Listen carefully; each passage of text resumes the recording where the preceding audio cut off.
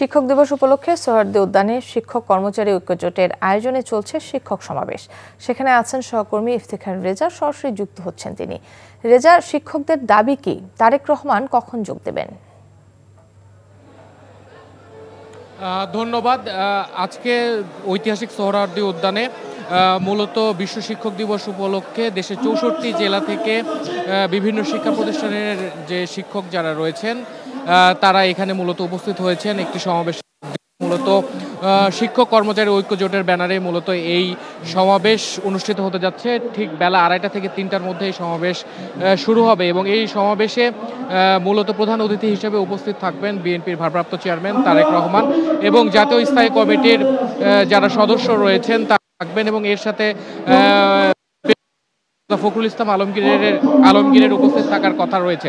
এবং এর সাথে আমি আপনাকে জানিয়ে রাখতে চাই, মূলত শিক্ষকরা তাদের চাকুরি জাতীয়করণ সহ সরকারি চাকুরিজীবীদের যে বাড়ি ভাড়া যে পরিমাণ দেওয়া হয় সেই বাড়ি ভাড়া, চিকিৎসা সেবা এবং আরও অন্যান্য যে দাবিগুলো রয়েছে যারা যেটি থেকে তারা বঞ্চিত তাদের ভাষায়, মূলত সেই দাবি দাওয়াগুলো তুলে ধরতে মূলত আজকের এই সমাবেশের আয়োজন করেছেন। এবং আমি বিভিন্ন শিক্ষকদের সাথে কথা বলে যেটি জানতে পেরেছি, মূলত আগামীতে আরও আধুনিক শিক্ষা কারিকুলাম প্রণয়নে এবং শিক্ষাদানে এবং জাতি গঠনে শিক্ষকরা আরও কিভাবে সহযোগিতা করতে পারে বা শিক্ষকদের ভূমিকা কেমন হতে পারে সে বিষয়গুলো নিয়েই মূলত আজকে সমাবেশে আলোচনা হবে।